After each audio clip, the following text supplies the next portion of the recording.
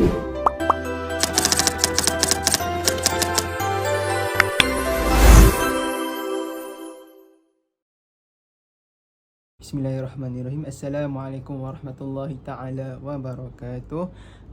Nama diberi Muhammad Haris Najmi bin Asri, bernombor matrik 1212539. Okay, insyaAllah saya pada hari ini saya akan buat video mengenai subjek co-curriculum, iaitu Kompang yang berkod CCC 1012.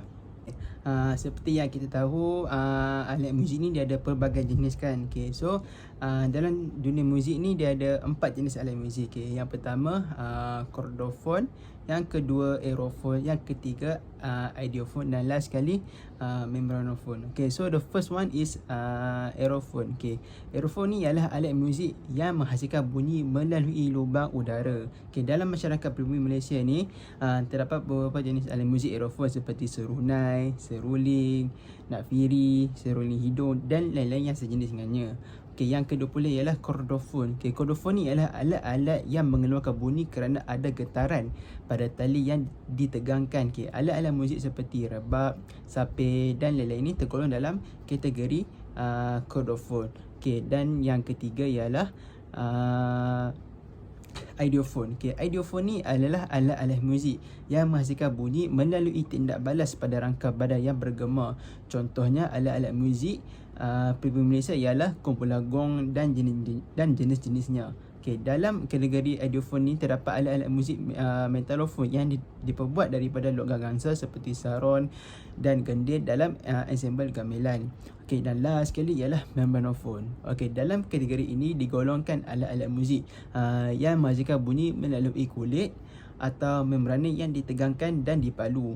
Berbagai jenis alat gendang dan rebana Melayu tergolong dalam kategori membranophone. Kebiasaannya digunakan di dalam menghasilkan lagu-lagu rakyat. Jom kita tengok contoh-contoh alat muzik bagi jenis-jenis yang saya sebut tadi. Okay, the first one is sompotan, iaitu dari jenis aerophone lah kan. Okay,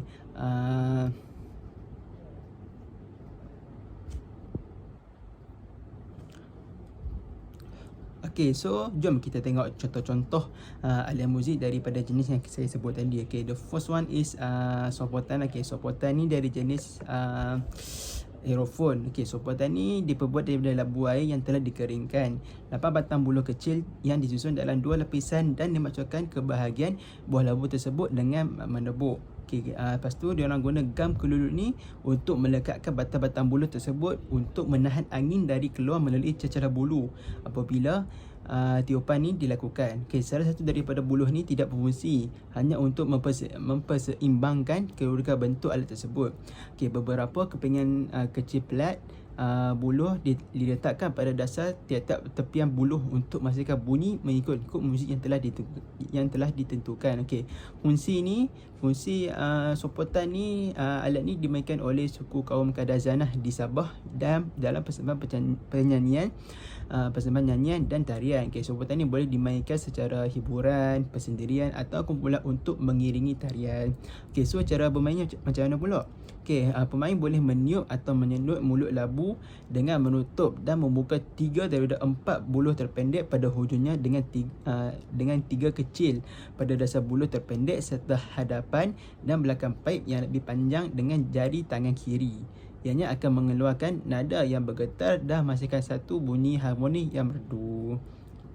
Yang kedua pula ialah seruling. Okay, seruling ni dia merupakan jenis alat muzik yang paling popular dekat negara China dan telah diperkenalkan sejak 7,000 tahun dahulu, iaitu kira-kira bersamaan dengan 4,500 tahun yang lalu. Okay, pada zaman purba pula seruling ni diperbuat daripada tulang dan selepas itu diubah suai menggunakan buluh sehingga ke hari ini.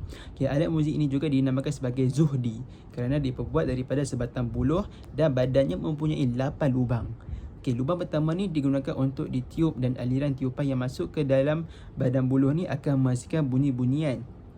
Alat ini dibawa masuk oleh imigran dari China ke Malaysia pada zaman sebelum merdeka lagi. Okay, bunyi yang dihasilkan ni juga dapat meniru suara burung. Untuk jenis yang kedua pula iaitu chordofon. Okay, tadi dah aerophone kan, sekarang chordofon. Chordofon ni yang first kali ialah gambus. Gambus ni ialah sejenis gitar bertali 6 dan membengkak di bahagian badan hampir-hampir separuh bulat. Tali gitar ni diperbuat dari perut binatang atau loyang yang dipetik dengan kuku tenggiling. Badannya diukir dari sebatang kayu nangka yang berongga di dalamnya. Lehernya ditutup dengan sekeping kayu nipis dan permukaan badannya ditutup dengan kulit kambing atau kulit biawak. Fungsi gambus ni dimainkan untuk hiburan persendirian, pemuzik ghazal dan muziknya menyerupai tarian Melayu seperti joget dan zapin di Johor. Contoh yang kedua pula bagi chordofon ni ialah sapeh. Sapeh ni dia berbentuk seperti gambus. Gambus panjang bertali 4, badannya panjang dan berbentuk hampir 4 segi dan diperbuat dari kayu jokubang. Dan permukaan sapeh ni kebiasaannya didapati ukiran bermotif orang Iban Sarawak serta diwarnakan sama ada merah atau hitam. Fungsi sapeh ni, alat ni popular di kalangan kaum Kenyah dan Kelabit kat Sarawak tu. Dan cara bermain sapeh ni dia akan diribut seperti gitar dan dipetik dengan jari-jari sebelah tangan, manakala jari-jari sebelah tangan lagi menekan tali-tali pada berbagai peringkat mengikut alunan iramanya. So kita beralih pula kepada jenis yang ketiga, iaitu ideophone. Ideophone ni saya ambil dua jenis lah. Yang pertama gong. Gong ni ialah alat muzik yang kerap digunakan dalam muzik Melayu tradisional. Sebenarnya gong ni adalah alat muzik yang diperbuat daripada logam dan bunyi yang disuarakan adalah hasil pukulan tukul. Dan kebiasaannya gong ni digunakan dalam muzik keroncong untuk dijadikan penanda masa ataupun tempoh rentak. Dan yang kedua pula ialah angklung. Angklung ni merupakan sejenis alat muzik yang diperkuat dari buluh dalam kategori ideophone. Ia lazimnya terdiri daripada 2 hingga 4 tiub yang diikat pada rangka yang dikenali sebagai ancak. Angklung ni biasanya digentarkan agar ia berlagak antara dua bahagian. So last sekali ialah membranophone. So contoh-contoh membranophone ni ialah rebana. Rebanah ni ialah sejenis alat muzik tradisional yang sering dimainkan bagi mengiringi lagu-lagu budaya. Bagi masyarakat Melayu di negeri Pahang tu, permainan rebana ni sangat popular. Terutama di kalangan penduduk di sekitar Sungai Pahang.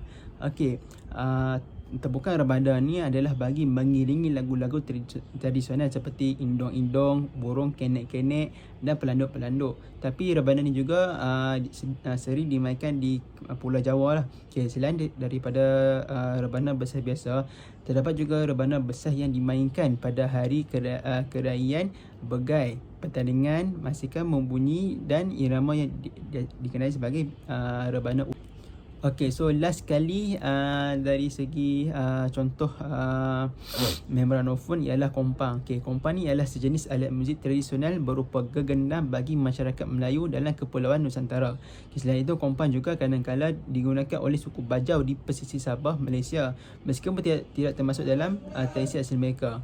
Ia tergolong dalam kumpulan alat muzik gendang. Kulit kompang ni biasanya diperbuat daripada kulit gambang betina, namun kulitnya juga diperbuat dari kulit lembu, kerbau, malah getah sinetik. Cara bermain kompang ni dia senang je. Dia perlu menepuk kulit kompang dengan bahagian jari-jari atau tapak-tapak mengikut rentak. Kompang ni kebiasaannya dimainkan semasa perarakan, kenduri dan upacara tradisi lain.